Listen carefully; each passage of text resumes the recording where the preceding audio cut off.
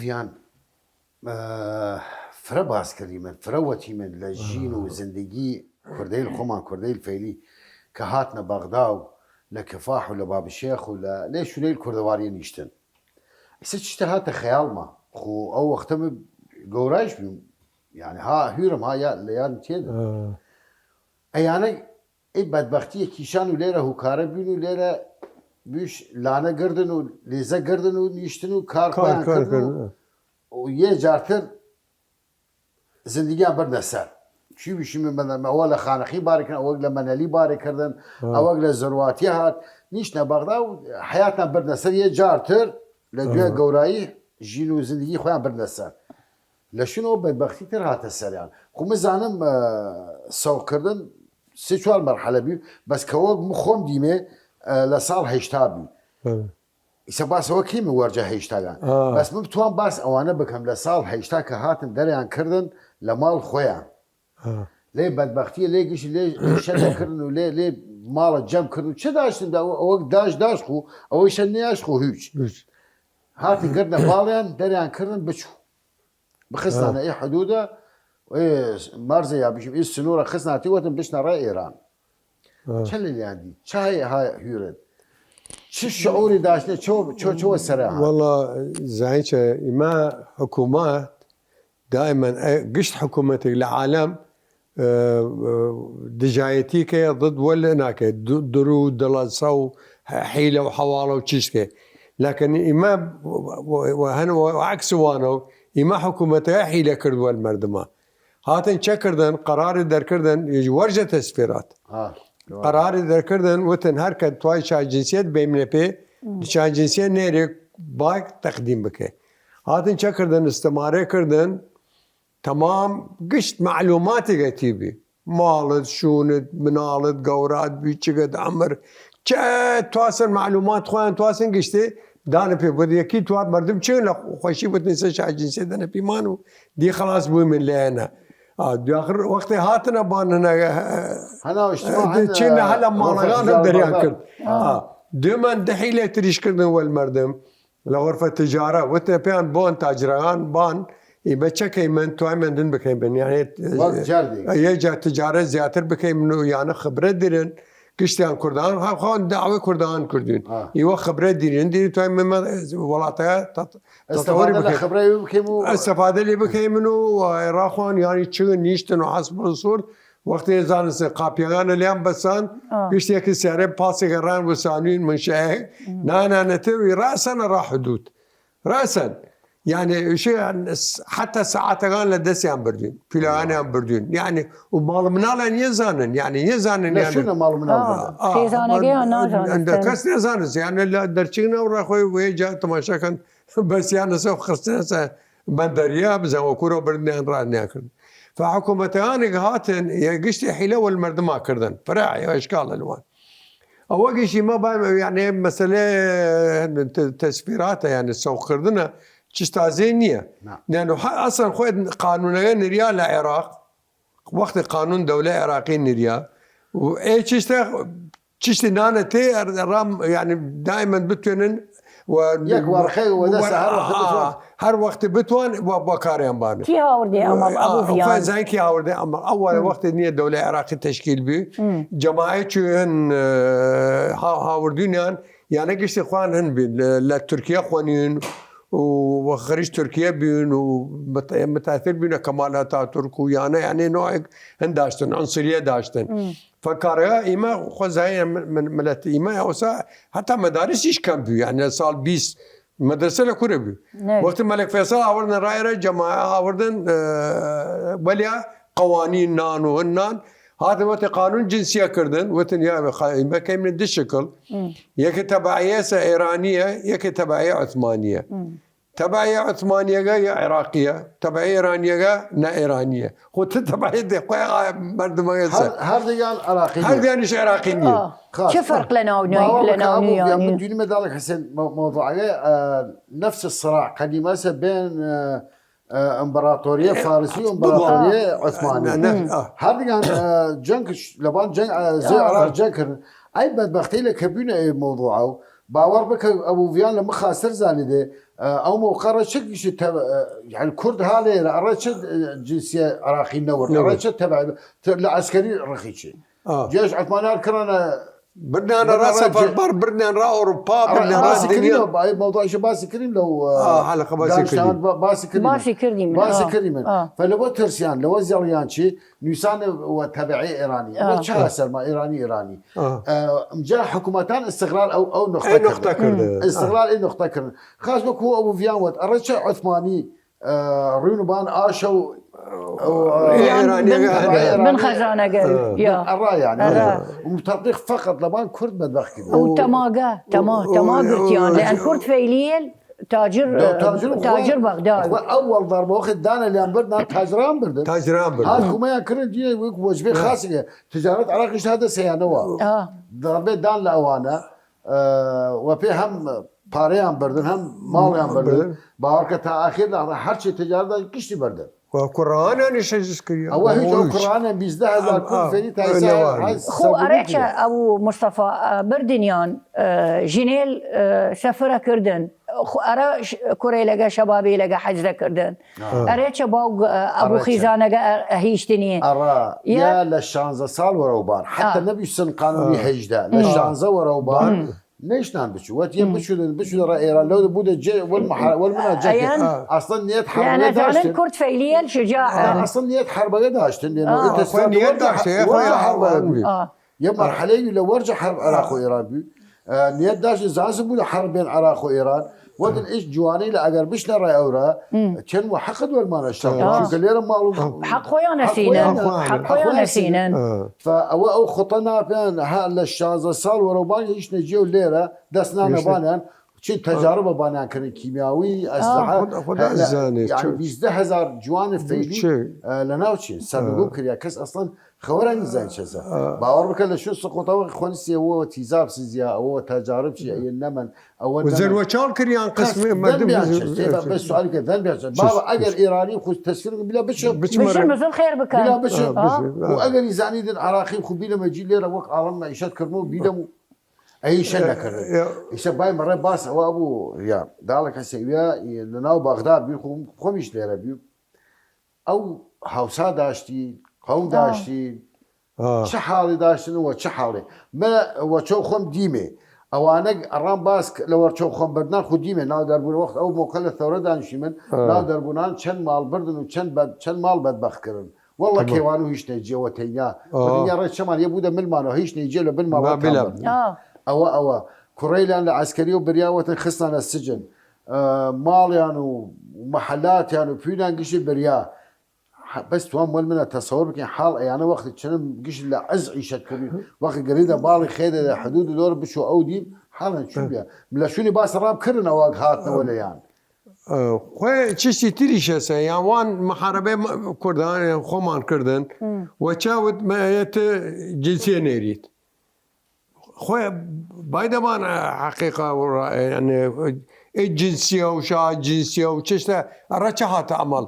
ما راشع جنسية دار كردم ترى دار كردي هذا وظيفة ترى خاطر بشي وظيفة كذا كاري ديريد مالي سيني دوشي راشع جنسية دار شو جنسية دار شو بس ما يربايم شي ورجع 6 سال ورجع عيسى يا 20 سال ورجع عيسى مردم قشتي فلاح بين راخوان لي زين زعر كزراعه خوي داشت اصلا وناو شار نتشك اصلا بي هلا اوايا بيابي تالا اوايا مرت يعني هني اشتن راشيه يكب بدأ كرد خوما بيجيم يك على الجوال كردستان الجوالونه دا قانقين بيجيم على أوائل ديرونه وحتى لبغداد ما خم لهن بما يجاز أحصابي من يساني من لصالح هفت حتى كم أوايك برنا من رأى أوايك للصورة تماشام فريان هالجنسية نيرن يعني جديك منال ديريك منال سيشوار منال ديريك وجنسية نيري وتم وها وقته وتم كردي بيعتا بزاف شوفي كردت مش في الجنسيه نريش خاص من عليه لا تشوف غير دالغان ابو فيان واتي المراحل تسفيرات يا السوقه باور بك السيغان وجبه بردن بله يا ايمال بايسا يصح وقت نشيل الحقيقه يشي بلا بيشي او موقع قينيه بي ايراني بي كرد ايران شو كحدودنا نزيكا بله. هاي سيب حدودنا لا يسأل بيقول لك خانقين يا بدر بقري يا جر تا سليماني شو دنكش حدود مشتركه ايدي هيك. كرد او دي كرد هاتنا ايدي فارسي شاتي هاتنا ايدي كار كردن حدودنا كار كردن تمام هات كار كردن اليوم من او خوتنا بان بتشو او حق وين مثلا جت خلق اللي ولاته بمين يا حق وين جزء الى السياسه دولة مشكله نيري من ولوقتك بدبختي بيو باور بكمل لو انا ناسب كايراني من نجي وانا كسول انا نوهت باور بكمل الجنسيات دار كلهم من اول شيء عراقي يا رب بدبخت لير العوايد بجنسيه احتاجها في اصلا ذاك الجنسيه ده نقدر او سوكر وخدا لنا بجنسيه عثماني داش شو كان عثماني هو شبيه كان ابو كابر عثماني داش او شيء بردن بن او شيء بردن لا بردن خوي ما حكومه غاني هاتن قشتيان بيش يعني ما شنو كان عنصري بين شوفيني بين يعني بس ملت خوان دوس ملت خوان داشتن مثلا عروبيه بيو يعني اي افكار للسريع بي يعني وقت مثلا شو هتلر تام نازي بكمان عالم المانيا بونا شاي عالم قشتي بون فيعني شيء اللي وافق داشتن بیماری فکر بیماری داشتن اگر هتلر و اگر یانی شی هم بیماری و سان دمنی تماگرتیان ابو فيان ایما حتى اگر لا كرد فيلي لقى لإيران هم مالو زاو داشتن و حالتيان خوي هات نرائرة بينا شريان اقتصاد هن عراق لا يخو سيانهات خويا اي اسا سوديا ابو فيان معلوماتك ديرم شورجا او جي هسه مردماني او جن شورجا يهوديه اسسي كردن كرد فيليه الاسسي كردن شورجا زي ما انا شسا ازانم بئر المال البئر المال شور يعني سور يا شهريشتي شور خمر وكرديان الشهره يعني يا منطقه مشهوره هلا والله بازار بيها بزن تجاره وجيشه يعني بئر هن او جي وقافلته هاتن هم كرديل فيليل وقافلته هاتن تجاري لقي انا هاوردن لقوا بئره ابردن اري مثلا حصاني لقيان لان سيارنا وجي امتداد شورجا هلا الان كوه شورجتا لاي نهر دجله يعني بش شارع النهر هاي ايش خويا مستمر خويا شارع رشيد ودانا لي كنت لي بري اجا شارع الجمهوريه هاتناوي اصلا بتوع شورج الشارع هلا عوينا بقري لا وين تاير بانشت بانشت شورجا قديم وشورجا جديد بازار قماش يكيغا قشتي يكيغا مثلا بازار جيجارا كل ليس كده في تاير شنو باندجله خوي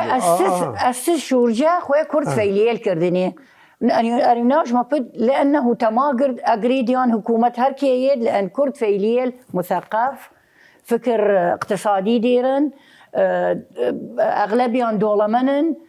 كاركن غيرة ديرن لمود اي سببها غارة كردن يعني خسيانة هات لكرد فيليل ودائما نانوني ورا خويان بس قسيك ديرم هادلم دلم سوزانقة قبول كرديل فيليل العراق نكردن بس كل جاي بوطن مان كل جاي بوطن مان لا خليج ولا سوريا ولا لبنان السويد وامريكا لا تونس ولا امريكا ولا بلجيكا ولا استراليا كل بيو وطن مان وكل يستقبل ما نكردن لان اجانن ايمان مثقفي من وفكر اقتصادي ديري من وكاركري من وغيره ديري من يا اخي جزء للشخصيات كرد فيليل رحمته بدرد وما درد خدي شو بدرد يا جزء للشخصيات مان يلا كوره تيدن دارك حسن بناء الشخصيه وقوتها لا مصايبه كذا الانسان اگر دائما مترف بودن وتجينا الى مليا اصلا بود لاوبالي يعني تجربه لازم راش بكا من تجربه هاتم يعني تجربه سخت تجربه فرز سنين دي لا تشفيراتك سخت تربو همينا وشايب نمل باخومان واصلا ولا اصلا كلها راس خوشي خويا من امل كوري لقمان يارو كشتنيان صدق ها يكي كشتيان اللي پدر نیاشت ارزش ناو نیاشت. نیاشت فعلا. ها نه پدر داشت و نه ناو داشت کوریلگ عمل کوریلگمان خوشی خوی من خودی نداره. نازانی من چون کشیان دالك هسه خودی نه چو به هات خدا چو حق من سن چو حق مان سن سن و قشمر و بناوي كل ليه دنيا ورجع آخرت خدا قشمري زاوزية كيمن وهيك زاوزية كيمن وهيك هم ما ناكا دم خوش بدت الحمد لله خوش بيت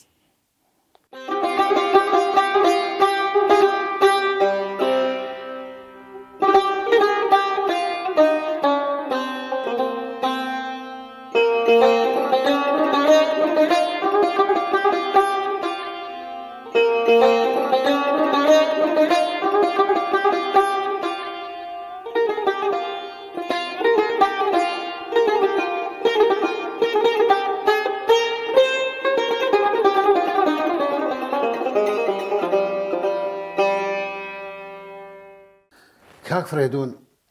باس كريم وتي من بعض جار انسان يزن مصلحه خو هاكو هر كاري خاصه خدا بكيده حتما يا خوي ما كبسلماني من يا عقيده من ويا اعتقاد من زاني من ما بس اوانا كريم سو خان كردن قشتي لمالو لا نازو نعمت خويان دلان كردن باور بك بعض لوانا كلير درچين خدا دوستان داشت يا مصلحتي هاته هير ميسا تو مرة جناب الباسي كم مرة دالك حسين وشيا روش جاي كابراي بيو شوار سي شوار خوش داشو يه كوربيو دالك كيوانو داشت لو شار دانيشتن لشار بيشي مالك شار بغداد بيو دانيشتون كم دس بيو صال قتيبيو ودائما والي خوش كيما والي مالا وينا شو بوي مثلا كارنيا شبكه وتوين رولا خدا رزق ده ودا ابو ما قربان خدا خويا يا حال مانا ويا يسدوني ده ويوم مني هلا دانيشم بس الري خون بين وتوي شبكيدن وتوان بچم دارش مره اي ولاتي دا هر كره بالرسم باش يشتتر بقرنم يكي معيشته وزندگي ويا خاسره بودن شو دالي شوت بشو يي حواني قرا يا كيسه قرا ناو سه چوار کیلو کلیچه خصته و درولا بشو چو خدا و پیدا بودن یه در چی خدا بروني لحالي يا صحتنا هو باس نوتي يشم خدا عبد خوي والله كي ايش شي مسافه بيشي من بغداد درچي يا كابرا سر اللي قطع وكر مالي نيد برا راي كل شيء برا بيد مره بدبختي وخامشم توان بشم تيكين انا راي من علي بالموضوع كاري لو بكم وتبي منه الرفيق منيش دوات وامكم وتبي قيتشاس هم هاودم يكيمو هم ولي كان قسكيمو قيتشاس بشيما وتبي الرايتشا حري ما تذكر نانو هنا اوريو مش كم نانو اول دفعه نيتو خوي من واخي توابو داس كيما نيما قيتشاس وناو كيت ود مرة صالنا ما أو كتري أولا دوري دي وتكينا ومنهم شفتالا وتراجنا وشفتالا وتبي عالم يشن شفتي وتخد وشفتي والنام متشافني متشافوش رفيقاتي يكي كم يعني متشافني بس عالم دي إنه برنسة بالام كابرا رفيق خمان راستال لكل شيء خواردم شوكي ونيمارو إيوارو شو كما خلاصي كردن دائما تخرج الله يحسن خلاصي كردن مسافة رسين جوني كابرا تراك شفتال خوش شاري وقت دا تشتي خوي كتناني دركي لبن بخالي وتوزي يعني خوي بخشار شاريو يشوف شي نمان وتبي شفتال يموتي من ولي كان عن بخوتنا والله من يمته ودنا انا مره خواردين والله خو خواردي من خلاص بيو ما يسنى تبى خلاص ولا كله بخوي من وتبي فايدنا الرحمه تبا ونا شفتال تاع شفتال منو تا ريمان يكينيا اساعات مريض الريانه مو ويرات تبيش ويرات تا ويرات شدن ود الراوت ويرات شدم ويرات تو ويرات مو ويرات منو تري ما ويكون يدي خلاص وتمويراتشم أي وراتشي باي مرة راستالي سكا باس هيك كريما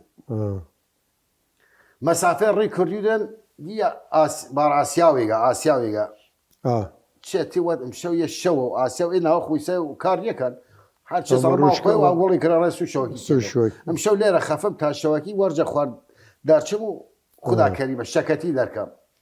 والله شرنا آسيا بانو هندي ردن شي لو بانو كركر خفت دي شيرك هاتا ناو گرگێک هاتە ناو پەڵنگێک هاتە ناو وەلیەکە وتم وای شەوە دانیشتیمە لێرە باسکی مەڕەخۆ هاتنە زوان وەلیەکە قسەکە یە گوش دێ دەپیان وەختی تێنە زوان خۆ حتمما حیوانی تێ زوان بە ئیمەیە مەتەڵە قەدیمە باسیکە تا حکمە و عەبرە لە لێ بووی طبعا وتنە کاکشێر وتن تە پادشای غابێکیشی باسی ڕەبەن یەکە شەوە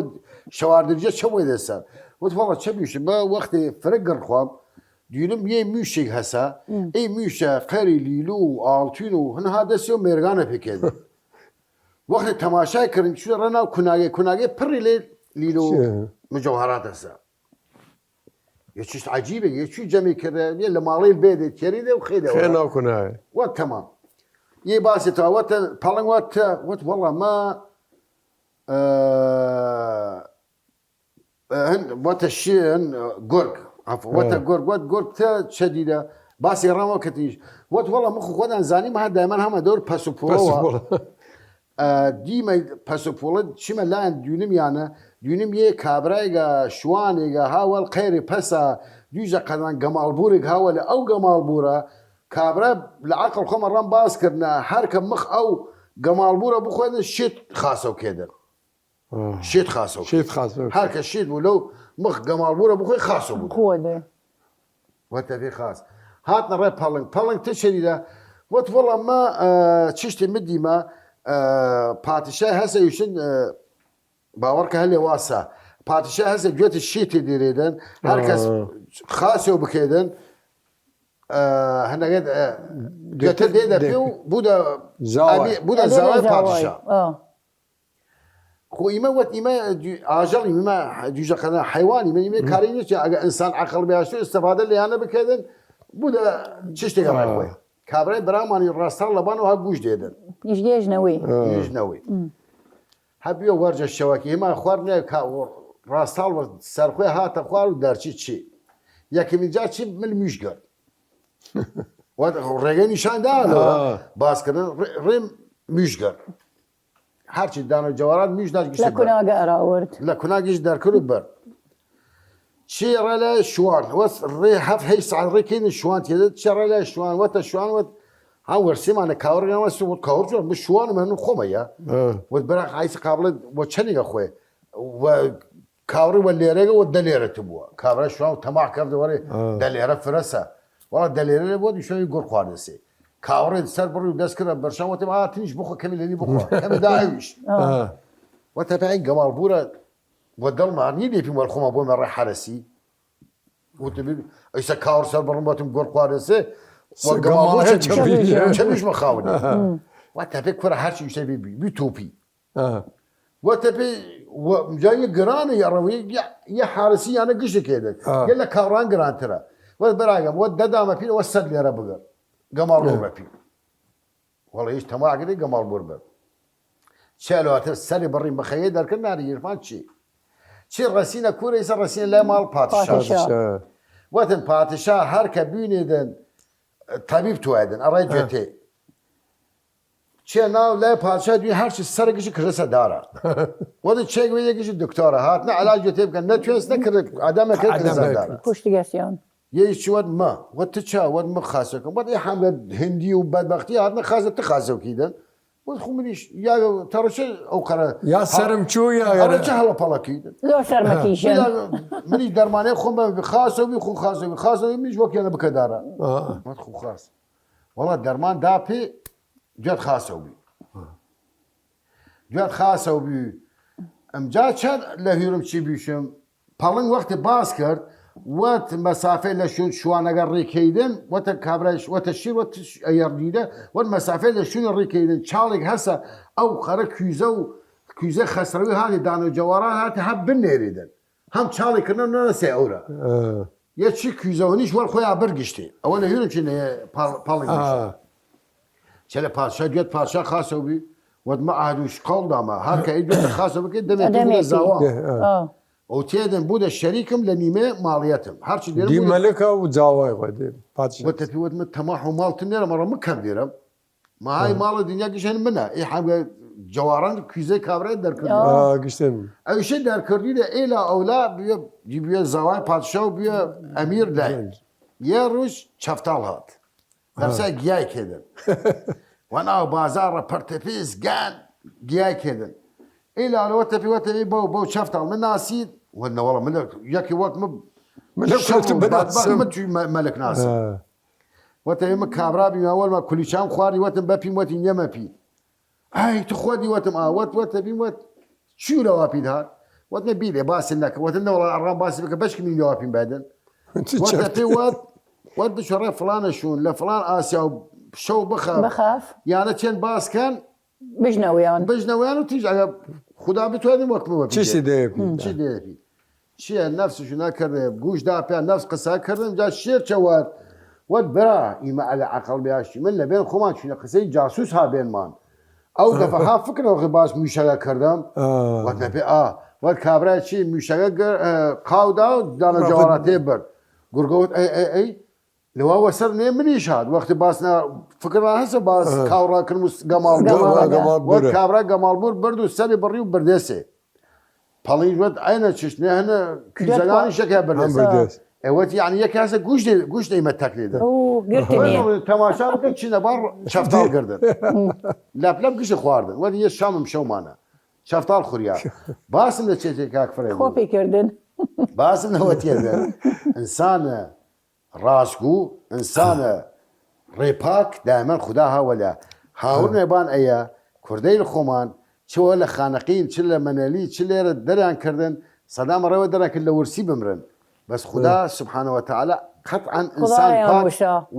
هاوڵ وەلیانە خدا هاوەلیانە ئەوەیشە دراتن لە عێراق دەنەکرد چینە ڕە ئێران یعنی گشتان یعنی کەس لە ورسی نەمرد حاڵیان ڕاست لێرە پارەوەیان بریا بەس لە خداوەزیای بوو هەم معیشەتان جوانە و معیشەت کردن و لە ئەخیریشە و سەدام خدا ڕووی سیە کرد هەماتنە ڕێبان پارە و ماڵ خۆیان وفرەلیان کوڕ ئاخر لە ئەوەڵە و کوڕانیشتن بوون وەلا ئەوەش کوڕانی بردووەلەوە ڕاخوان کوڕ بەگشتی وتم خوشتێ یەکێک دیری من یە خوشتە دیری من کوڕێ لەگەمان برد خسیانە تیزا و کوشتیان لەمودیە نەماڵ هەممانەکە نەتەڵاو نەتەنیاوەرجە باسەوانەوەکی داڵی حەسەن توام کاک فرێدون باسی ئەڕام بکێدن لە ساڵ سیەگان وەتیدن بردنەها وەزارە هاشمی بێ ئەو وەختە باوەکە و عێراق ئەو موقع 5-6 ملیۆن بیزاتر لە ساڵ 55 7 ملیۆن 5 ملیۆن لە ساڵ 7 ملیۆن بی یعنی ئەو وەختە فرەکەم بی بەسیانە لە سیاست بی توانسم و دائما علاقە وەلی ئێران خراپە تا کوردەوە خواردێ یا ئاوەگە بڕیا چی ئاو ئەڵوان وەختی عەبدولکەریم قاسم هاتە حکوم ڕاستەن ئاوەگەی ئەڵوان بڕین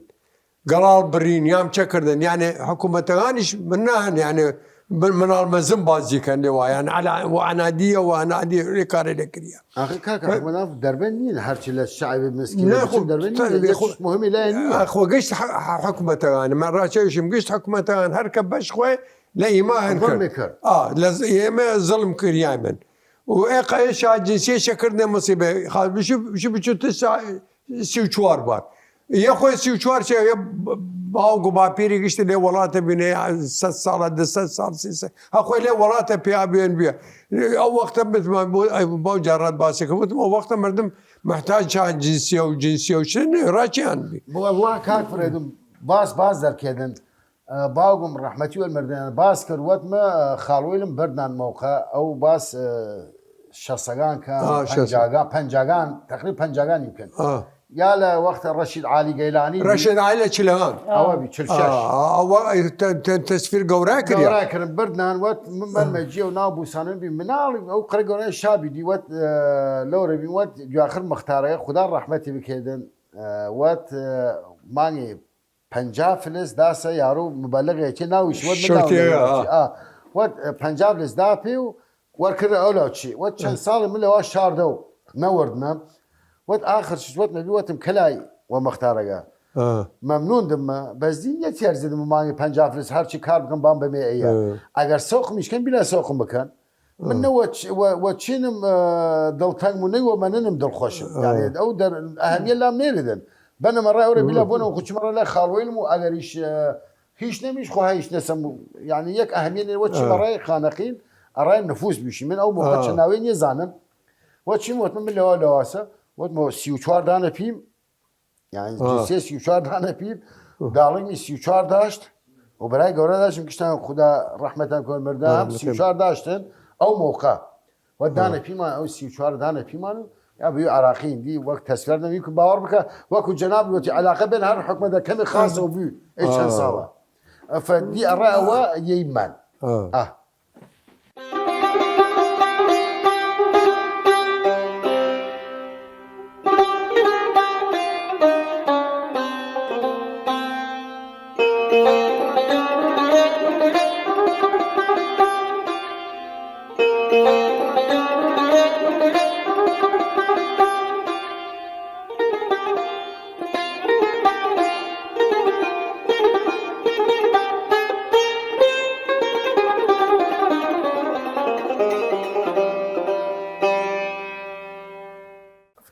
كاكب تواسم باس اول رامان بكين تنو دالك حسين يا ناو بغدادي كومنيش من ناو بغدادي بس ما تقريبا بيجي كم سنين كور بيا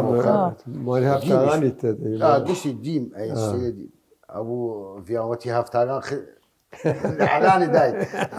توقف رحمته بيجي من خاص حوساد عم بردن الا اولا بردن شو دينان وتشوخت شواهد شسان اموكا çünkü عوامي سفرة لهن أموقع هاهيران زانن والله هركي ديمني نزمك لأمر مانا شو هركي ديمني هات نوناو أمنا هات وناو مليان مختارة جي وليان يلا يلا يلا يلا مني مجرمين شماني يكي كشتون يابا بيلنا ما تشاشتغمان بكيمن بيلنا ما قرد خومان بكيمن بيل فريمن آل داشتن يعني اتوك جن بلا قرد بروف جنري من المان بكيمن دوتا ولياني ابد يلا يلا يلا وتشلاق ادان لهركه جواوي انا دا اكيشاني انا خصني انا سياري لقوا ادان لقيجا من اليان دوتيليان ويمشي هركه لولا بشت قافيه لقى تماشاي لازيلجي قشتمان والله بشت قافيه لقى تماشاي كردي منو بياقي لقى وسان هم نجمي لامريانا شو ويدا صلات شبكي من يروش دوتيجا رسميا ناوي خدا رحمتي بك مرد ساعة ودو يا هات نقل رم كرد وات ساعة ودو ليث هاوردم ساعة ودوني مرو ليث هاوردم وات ساعة وهشت هاتن شلاق دان لقابيجا هات نوناوة ملم يلا ألفن بياجي بياك فقيري أوجي وات بيان منال هاوردجا سو بينا ملمان بلا بجني لقا قردة وبكا خويشة تشلا دارة زاورانا بعد أوجي رحمتنا كيشا بردنام أوجي لناو حزقا ليث لرزقرتي منو يرجع لرزقرتي أوجي أدام لقيجا خوما كشتم أوت ما بيان هاد درمان لرزرم بيرن إي منال ما لرزقريدي أبد أوجي نوا هالي هاتنا خوش خواردنا لخضا شرميان هاتنا لا بشر شرميان هات أوجي رأسا لرزقة دالي وسفريان كردن هر هاتنو نيشان مليث دا وتايسا ليث همرد قناسة خضا رحمتي بكا نيشان مداري او شاب رأيين أزيزة ودعكازة وتاي ودالقسين تماشا بكا آية ليثة دوتيقا دالك حمزة ناويقا هم رفيقني وات تازا سوري وات لناو بنقا جان قرتم دام لقيجا اوجي هاتن واتن يلا يلا يلا يلا نقيجن دوخ ما نك بجم بويمنا دري مستشفى أجي بردنا مري مستشفى وتنا دكتورة جتي دكتورة أجي وتنا بي يا دوجة جناب مشاهدين يا رويل تماشا دوجة جناب دان أجي وتنا بي ودكتورة جت دكتورة وتنا بي يا يعني أخلاق نيري أخلاق جنيجة وهاوردين نسي أجي دكتورة أتنيالم يلا فضيني أجي وتنا بي رحمة دلدني يا منيش ما من هذا يرم أريتش اللي فنتعامل والمكايد شو تكردمه يعني رحمة حالم بك أجي وتبنتو بأخلاق دهاورد نسد وت ما فياني تشابي أخلاقهم وت شرطي جاي أروح هاوردد وت يبي أخلاقي هاوردين نسي لا سجن هاوردين نسي سجن هاوردين نسي بأخلاقي بس السبب سجن ايش هسه لا وت أجي وت ما في أجي وشاوري كردم ويعني جوشي وت ما في وتم ترى سفرم كرياجا ما سفرم كرياجا أجي راسا سخون الشرطي هذا نا سخون بباوغا غداغا غفاغا اي بباوغا يارو در ودرمان كرد صدام هدام تزلقنا شو ناوة الروح نالت لشي أوجي راسا دوت دكتورة وت سخوني دا وت نالت لي وت دمين يقانن ود دكتورة دمين يقانن وت نبيتر كل ما نوان طبعا سخوني وت امجا فقير عامل مريين كردن ولف من على قام كردن و كلم كردن قريبا لنو أوجي سفرم كردن لري أوجي لنيمري هيش نمانجي لنيمري أوجي زي عدل نيو لبغان حدود هذه جواب كذا شغله بنزيه شو جاي فقير باي دي سقطوا ناتوني يعني هن بجميع عدل بجميع أوجي ما زاوراني آزتيمنا لخوسا ومن الهاوردين أوجي شو جام وتفهم وت كرة ناتوني من دي ويا سربو يمني من على قبيلة يجي خضاء أروني دهالي عجيب أوجي وسيمة وقيخوام وتمش وقام وتم في أمري دولم إيه من الله جيام أجياي دولم ما شاء الله هم كذي رم نشان مداري وتاي سي حمزة الميديا دالك يصير يتشيقة كاكفر هاد وقت وشاني كردن تسفيراته وشا أدري شحق دقيقة من مان حق ده بنا لله بس حج أنا جاني أدري لا سوتشي بتره يا قرار وقت الدرسين تسفيرات قرارات رسمية لحكومة درسي أو أنا هنا حتى عربية عدم ثبوت ولا هم لأرض العراق كم أخذ شلة الناس سبركة بقي دنيا كي اثباتك انه مم جاسوسم يا مم مجرمم يا ما هاي مخاسم حوالي كل اسم محكمه لا خو شو ما بيت يعني خوي كي قرار ديك محكمه يا شخص جاسوسه حوالي بكم محكمه اگر راسه دش جاسوسه وجاسوسي كده وتخريب كده عدم تمام بس نبايتي والله قورا وبيشوق ومال ومنال وانو قشتي بشي من يديك والله يعني كان انا قشتي هنكرنا عدم ولا خاص قرآن قشتي عسكر بين او انا قرآن ما نشي يارو الشباب لا يشتغل قشتي الجبهه وردني انا لوحدات كشيان يعني كجيان ناريان قابي اهليان سفريان كريا كوري اديبناوي قسيه قد وشكر بريم ابو فيان أديب هيا كي أري باواني هيا أديب ناني قابيجا هيها وسالة وتن هاورد نسي قابيجا يا جنازة ترى باوجي ودالجي سفريان كريا ولا نيرن خابرة كردن خابرة من مثلا آموزالي من موزالي كردن زلديانك شو كيف شوني زيك دي ماجال هاوسالة وتن لازم أبو يمني رينجف دفني بكيمن نادي بيني بني كوري ترهم لفنا آخر شيء خابر تعتقي كردن وتنا بي بابا بوره دفني زلقت نشي وت منيش زلق ماشي منيش تبعي مخاف بو أنا وتنا لسد بيجي دفني بكا هيك من الدنيا يعني تديدا شنو كاري اجرام يكن نويل يعني تسمى بعد بالنزع عن النوال نوال يعني احفاد احفاد لا نوغان هن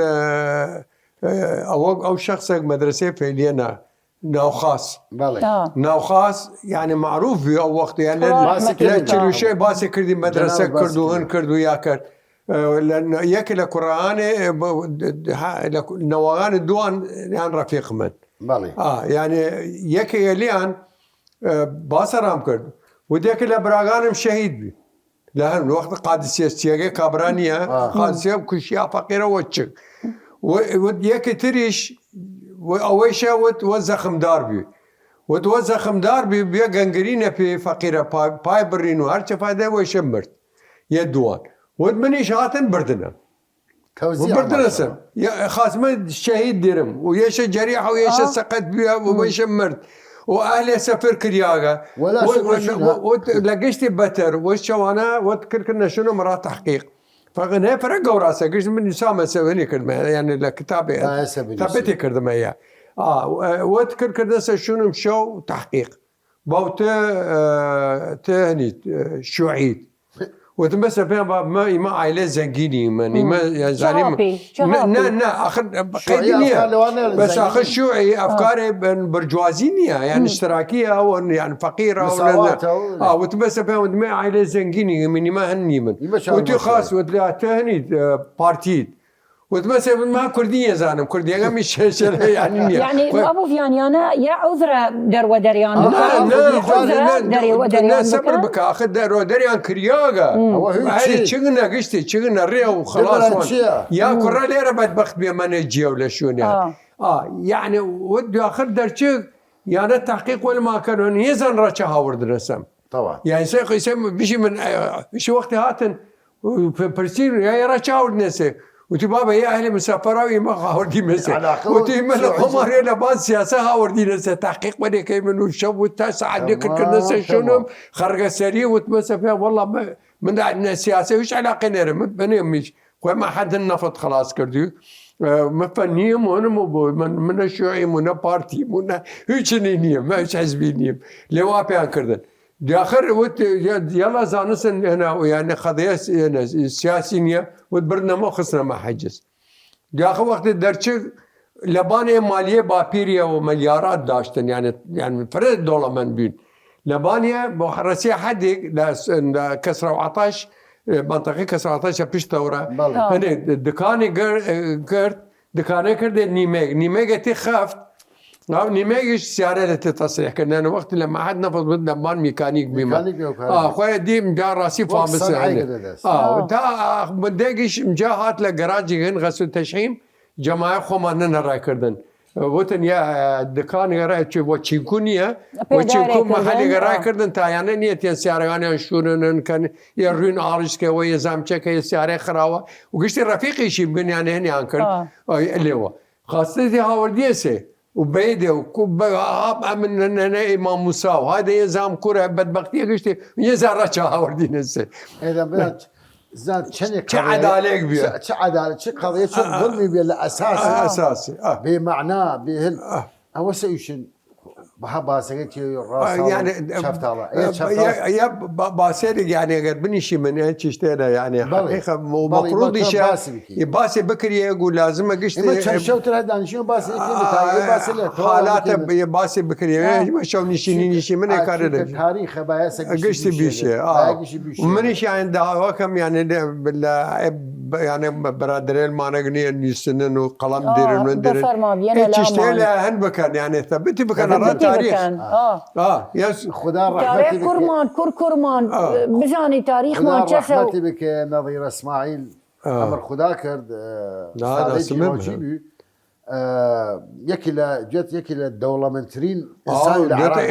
اسماعيل كرمبي يخو معروفه دولمنترين كسي العراق اي بيوت وقت السوخان كان قشتي هيش نجيو باور بك كرس كتابك نفقت حالي خويان حالي او كسيله ولي انا ناس ياق لو كان بين الايران ولي انا بيون او سيله بيون او هو سنه هات كلية كتابي أو قرأ بيده معجمي جيا حقيقة وقت مجلد إنك كتابي فقط على أساس طبعا بكي خدي أمر كورونا أمر خداك النار فيها أمي دوام أو كتابة بكيف الشر والله هو بزين بكيف ديسك فرتشت مانشك يعني قم يعني مثلا وقت النساء مذكرات يعني خوان يادقار خوان نساء للسجن ما حتى هني رام هاوردن يعني يادقاري خوان نساننا يعني قال النسان سبان ورق وقت نشفق بهم ما طلقي من ما جان نشري كردم من نشري كردم بان مجلة فيلي او وقتها خم مدير تحريري بهم اي كاريلا وعلي فيلي ويادي وخير رئيس تحرير بنش بقون رئيس مؤسسة بي فمجال ذا يعني تشتيله هاولن حتى او مذكرات او قصيلة نساونا قشتي نشر كردم فيا انا يعني مثلا حاله وطبعا انا قشتي تشغن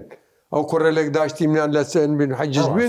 قشتي تشغن كسنه نمن فبس يعني وقتها هم خونيه ضغط شو الضل يعني شيء يعني بس بتوثيق ابو لازم توثيق بكري بكري توثيق بكري يعني يا دعوتي يمشي ما هركه ده صلاتي ديري هركه تواني ديريدن هش قصور انك اللي بايسه اي مؤسسات اي منظمات هسه شو كاري يعني كاك هو سياسه نظامي بسياسه فاشستي سياسه شوفي نظام بيماري بي فعلا بيماري اي بي باوغيلا الخدا سبحانه وتعالى كاريو بيان كر يعني اوق لا امن باوق او الشرطيه ودالك حسين بازي قالوا تو ايجنا سجن هاوردين نسي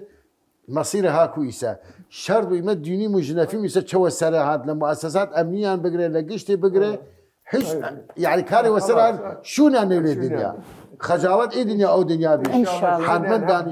دانشين وتي باس اي قشي كيما فرا باس ديري من ان شاء الله او تشتري شيء مخوم نشري اخر هم باس يعني ما باس ان شاء الله دزان خوش بودن خوش بيت صواب